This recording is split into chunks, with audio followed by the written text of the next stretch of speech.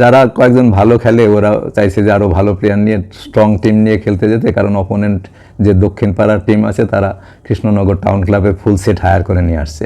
আমরা যে পৌঁছানোর পরে দেখলাম দক্ষিণ পাড়ার টিম তারা নৌকোয় মাইক লাগিয়ে খুব এনজয় করতে করতে আসছে। ওদের হোম টিমের যে গোলকিপারটা সে দেখছিলাম তুলনামূলকভাবে একটু শর্ট হাইট, আর ও ভুলটা করেছে, আমরা যখন সেন্টার করছি ও বক্সের মাথায় এসে দাঁড়িয়ে আছে। আমি কানে কানে আমাদের সেন্টার ফরওয়ার্ডকে বললাম যে বলটা সেন্টার করে আমাকে রাইট আউটে পাস দাও, আমি দেখিয়ে দিচ্ছি ওদেরকে। এরপরে হোম টিম খুব মারপিট করে খেলতে শুরু করলো। হোম টিম মারছে, রেফারি ওদের দিকে টেনে করছে। তো আমাকে হরিদা বললো যে তুই আর দয়াল বসে যা, তোরা এই মারপিট সহ্য করতে পারবি না। তো এর মধ্যে আশু কি করেছে, ঘোড়ার তলা দিয়ে যে ওই যেখান থেকে টিকিট দেওয়া হবে সেই দিকে ঢুকে গেছে কাঠের ইয়েতে। ওই মাঠ ফেরটা কিছু অতি উৎসাহী দর্শকের সাথে পুলিশের সাথে ওই ইট সরাসরি এইগুলো শুরু হয়েছে, টিয়ার গ্যাস সেল ফাটানো। নমস্কার বন্ধুরা, আজকে তোমাদের সামনে আরও একটি পডকাস্ট নিয়ে চলে এসেছি। আমার বড় জেঠু শ্রী নীরজচন্দ্র তরফদার, আগের ভিডিওতেই তোমাদেরকে ইন্ট্রোডাকশন দিয়ে দিয়েছি আমার জেঠুর, এবং তোমরা অলরেডি সেই পডকাস্ট, সেই অলৌকিক পডকাস্ট শুনেছো। তোমরা যারা শোনোনি তাদের জন্য আমি ডেসক্রিপশানে দিয়ে দিচ্ছি লিঙ্কটা, সেটা থেকে তোমরা দেখে নিতে পারো। খুবই এক্সাইটিং একটা পডকাস্ট হয়েছিল, এবং সেই কারণে আরও একটা পডকাস্ট নিয়ে জেঠুর সাথে আজকে বসেছি। তো জেঠুর জীবনের আরও একটি দিক, যেখানে বেশ কিছু রকম খেলাধুলা, ছোটোবেলায় শুধু না, আমি যখন ক্লাস 9-10 পড়ি তখনও আমি দেখেছি আমার জেঠুকে, যখন জেঠুর বয়স প্রায় 50 ক্রস করে গেছে, তখন আমি দেখেছি জেঠুকে খুব ভালো মতো আমাদের সাথে ফুটবল খেলতে, প্রপার ফুটবল প্রেমী বলা যেতে পারে। তো ওনার জীবনের কিছু ফুটবল রিলেটেড কিছু ঘটনা নিয়ে, কিছু খেলা রিলেটেড কিছু ঘটনা নিয়ে, কলকাতার যে ইস্টবেঙ্গল মোহনবাগান যে ক্লাব লিগের কিছু ঘটনা নিয়ে আজকে তোমাদের সাথে নতুন আড্ডায় মেতে উঠবো। তো সবাই সঙ্গে থাকো। তোমার এই গল্পগুলো তো হলো, বেশ কিছু তোমার খেলা নিয়ে তো খুব অনেক রকম গল্প আছে, সেরকম কিছু গল্প একটু শোনাও আমাদের। 82-83 ঘটনা। আচ্ছা, আমি নর্থ বেঙ্গলে পোস্টিং, তখন কালিম্পং সেট আপে, ওখান থেকে ছুটিতে এসেছি গ্রামে। ওটা জন্মাষ্টমীর দিন ছিল। তো আমি মা বাবা জন্মাষ্টমীর উপোস রাখতে বলে আমি উপোস থেকেছি। আচ্ছা, এবার দয়ের পারে আমাদের আড্ডা বসতো বন্ধুদের, ওখানে গেছি। ওখানে যে শুনছি যে আমাদের গ্রামের একটা সেমিফাইনাল খেলা আছে ভৈরবচন্দ্রপুর মাঠে, ওখানে ওয়াক ওভার দেওয়া হচ্ছে। আমি নিজে হাফে খেলতাম, অন্যান্য বন্ধুরাও সব আছে। আমি বললাম ওয়াক ওভার কেন দেওয়া হচ্ছে? ওরা বলছে যারা কয়েকজন ভালো খেলে ওরা চাইছে যে আরও ভালো প্লেয়ার নিয়ে স্ট্রং টিম নিয়ে খেলতে যেতে, কারণ অপোনেন্ট যে দক্ষিণ পাড়ার টিম আছে তারা কৃষ্ণনগর টাউন ক্লাবের ফুল সেট হায়ার করে নিয়ে আসছে। তো সেই জন্য ভাঙা টিম নিয়ে খেলে ওদের সাথে অপদস্থ হওয়া থেকে ওয়াক ওভার দেওয়া হচ্ছে। আচ্ছা, আমি বললাম আমি কিন্তু ওয়াক ওভার দেওয়ার বিরুদ্ধে। হ্যাঁ, হারি না, কত গোলে হারবো, দেখা যাক। তখন আমার কথা করে কয়েকজন বলল যে ঠিক আছে তাহলে যাওয়া হবে খেলতে। 12:30-1 নাগাদ একটা নৌকো নিয়ে, নৌকো পথে একটা দল, যারা খেলবো তারা নৌকা পথে, আর একটা ঘোড়া পথে সাইকেল বা হেঁটে যাওয়া যায় সেরকম একটা রুট বেনালি হয়ে তারা দর্শকরা গেল ওই পথে।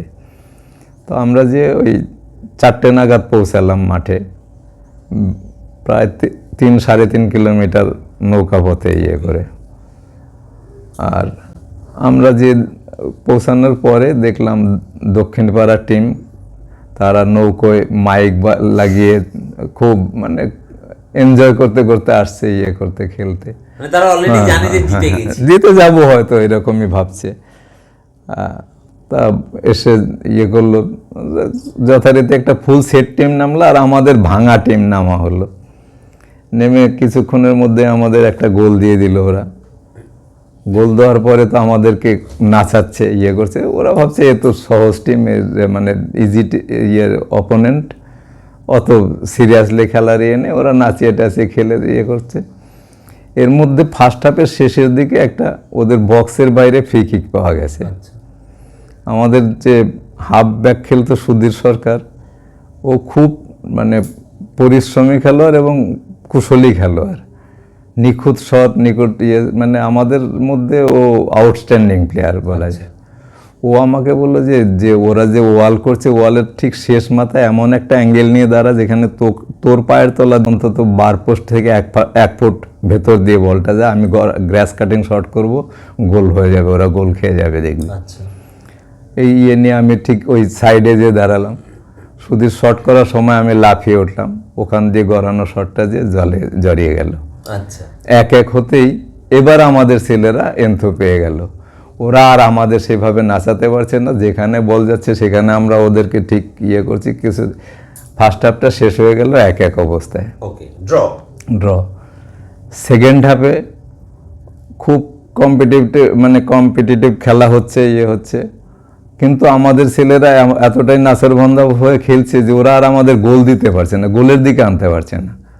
এবং খেলা শেষ হওয়ার 2 মিনিট আগে মানে নদীর সাইডে যে ওদের গোল পোস্ট ছিল, পূবে পশ্চিমে মাঠ ছিল, পূব সাইডটা ছিল পাশেই চূর্ণী নদী, মানে জোরালো শট হলেই চূর্ণী নদীতে যেয়ে পড়ে, সাঁতরিয়ে যে বল নিয়ে আসছে।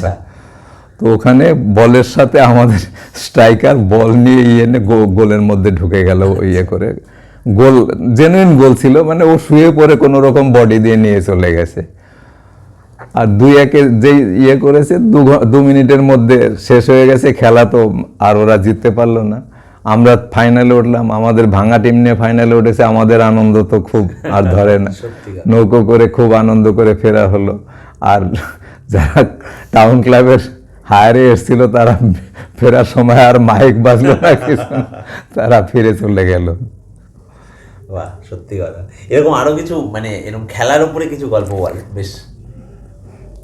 তখন আমি ওই 9-এর ছাত্র, সবে বুট পরে খেলি। আচ্ছা, খেলতে শুরু করেছি বড়দের টিমে, মানে আমাকে নেয় একটু ভালো খেলি বলে, কিন্তু শারীরিক সক্ষমতা অতটাও ছিল না।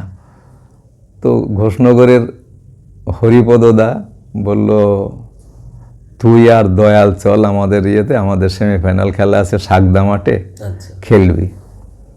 দয়াল মানে স্কুল মাঠের দক্ষিণ পাশে বাড়ি ওদের, আমাদের বন্ধু, পোস্ট অফিসে কাজ করতো। যাই হোক, ও আর আমি ওই ট্রেনে করে গেলাম মাঝদিয়া থেকে বাসে করে যে সাগদা বাস স্টপেজ থেকে 4 কিলোমিটার পায়ে হেঁটে ভেতরে ঢুকলে সেখানে খেলার মাঠ।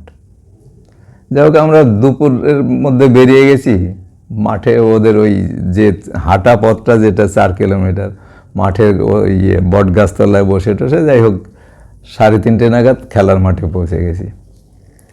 খেলার মাঠে পৌঁছে দেখছি যে হোম টিমের সাথে খেলা, তো খেলাটা খুব টাফ হয়, ওরা হোম টিম চায় যে আমরা জিতে ফাইনালে যাব। তো আমরা খেলা না, আমার পূব পশ্চিম মাঠ ছিল ওটাও, আর ওদের হোম টিমের যে গোলকিপারটা সে দেখছিলাম তুলনামূলকভাবে একটু শর্ট হাইট, আর ও ভুলটা করেছে, আমরা যখন সেন্টার করছি ও বক্সের মাথায় এসে দাঁড়িয়ে আছে। আমি কানে কানে আমাদের সেন্টার ফরওয়ার্ডকে বললাম যে বলটা সেন্টার করে আমাকে রাইট আউটে পাস দাও, আমি দেখিয়ে দিচ্ছি ওদেরকে। ও সেন্টার করে ডান পাশে রাইট আউটে আমাকে পাস দিয়েছে, আমি ওখান থেকে ভাসানো শট করেছি, পূবে পশ্চিমে হাওয়া ছিল, বলটা ভাসতে ভাসতে যে গোলে ঢুকে গেল, আর গোলকিপার পিছিয়ে ওইটাকে নাগাল পেল না। উইদিন 10 সেকেন্ড গোল, 1-0 এগিয়ে গেলাম। তারপরে আবার আর একটা গোল, 2-0। এরপরে হোম টিম খুব মারপিট করে খেলতে শুরু করলো। হোম টিম মারছে, রেফারি ওদের দিকে টেনে ইয়ে করছে। তো আমাকে হরিদা বললো যে তুই আর দয়াল বসে যা, তোরা এই মারপিট সহ্য করতে পারবি না, তোদের যতটুকু খেলানোর খেলিয়েছি তোরা বসে যা, আমরা এটাকে দেখে নেবো, এটা ফাইনালে আমরা খেলবই। তারপর সেকেন্ড হাফে ওরা হোম টিমে একটা গোল শোধ করলো, আমরা 2-1 গোলে জিতে ফাইনালে উঠে চলে এলাম। বাহ, বেশ অন্যরকম। তোমার কলকাতা মাঠে মানে খেলা দেখার কিছু অভিজ্ঞতা বলো, কিন্তু অনেক বছর আগে থেকে কলকাতা মাঠে খেলা দেখেছো বা দেখতে এসছো। 70 থেকে 77 পর্যন্ত সময়ে ইস্টবেঙ্গল মাঠে ওই 80 পয়সা টিকিটে খেলা দেখতাম, একটা টিকিট 80 পয়সা।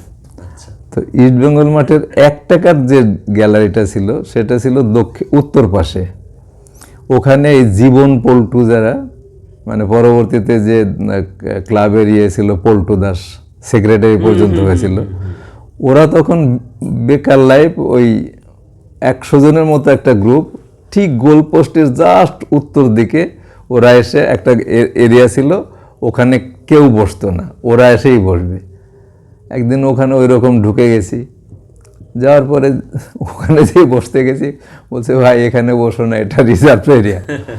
তারপরে দেখলাম ওদের ওই শখানেক ছেলের গ্রুপ ঢুকলো, ঢুকে তখনকার দিনের 5 পয়সার চকলেট একটা এরকম বান্ডিল, ওই ক্রীড়া সাংবাদিক, ওরা তো সাধারণত জানে যে ইস্টবেঙ্গলের এগেনস্টে ছোটো টিমটাই গোল খাবে, ওই গোল পোস্টের পেছনে ক্যামেরা নিয়ে বসে থাকতো, আর ওরা ওখান থেকে ওই লজেন্সের ইয়েটাকে ছুড়ে দিত সাংবাদিকদের, আর এই নিয়ে হইচই করতো, ইয়ে করতো, মানে খেলাধুলা ওদের ওইটাই এনজয়মেন্ট।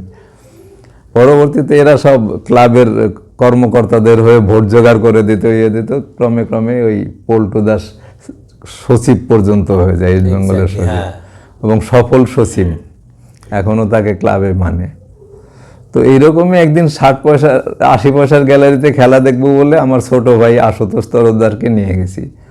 আশু তখন খুব সম্ভবত 5-6-এ পরে এরকম হবে, তো ফিগারটাও একটু ছোটোখাটো ছিল, স্বাস্থ্য টাস্থ্য ভালো ছিল। যাই হোক, মাঠে ঢুকবো, ইস্টবেঙ্গল আর ইস্টার্ন রেলের খেলা, এই ধরনের খেলাগুলোতে সমর্থকরা বেশি করে যেত, কারণ একটা কম্পিটিটিভ খেলা হতো তখন, ছোট টিমের সাথে ছোট টিমের মতো খেলা হতো না, বড় টিমের মতো খেলতো ছোট টিমগুলো।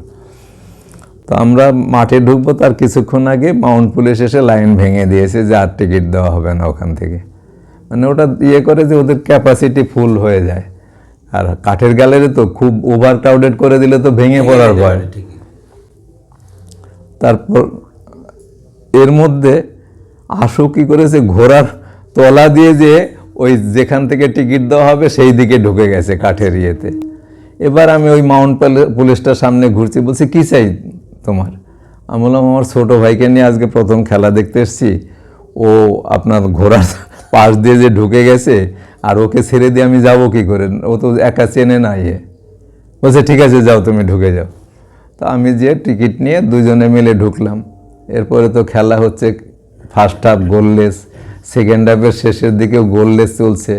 এর মধ্যে গ্যালারি থেকে পুলিশের দিকে ঢিল ছোড়া, পুলিশ গ্যালারিতে তাড়া করা, আমরা নিচে ঢুকে গেছি, গ্যালারির ওই নিচে ঢুকে গেলে আর পুলিশ লাঠি চালাতে পারে না, কারণ ভেতরে ঢুকে ওরা ইয়ে করে না, ওরা গ্যালারি দিয়ে ওই সিঁড়ি, গ্যালারির যে ইয়েগুলো থাকতে কাছে ওইটা দিয়ে উঠে যায়, ভেতরে যেগুলো ঢুকে রয়েছে ওগুলোকে আর ইয়ে করে না।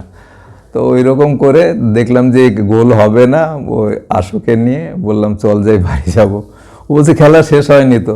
আমি বললাম আর শেষ হবে না, তুই চল, আজকে খেলার রেজাল্ট হবে না। তো ওকে নিয়ে বেরিয়ে এসেছি, বেরিয়ে দেখি যে তখন মানে মাঠ ফেরতা কিছু অতি উৎসাহী দর্শকের সাথে পুলিশের সাথে ওই ইট ছোড়াছুরি এইগুলো শুরু হয়েছে, টিয়ার গ্যাস সেল ফাটানো। যাই হোক, কোনো রকমে দৌড়ে এসে ওই ইস্টবেঙ্গল মাঠের ওই কোণা থেকে, ওই স্টপেজটাকে কি বলে, ফোর্ট উইলিয়াম স্টপেজের ওখান থেকে বাস ধরে বাড়ি ফিরে এলাম। মানে আশুকে নিয়ে প্রথম দিনে খেলা দেখার অভিজ্ঞতা ভালো হলো না। তো বন্ধুরা, আজকের জন্য পডকাস্ট এখানেই শেষ করলাম।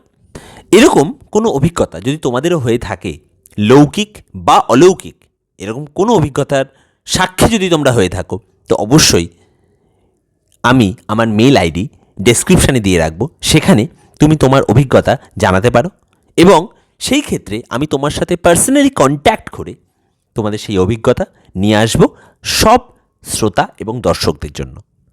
আজকের জন্য এটুকুই, দেখা হচ্ছে পরের পডকাস্টে। নমস্কার।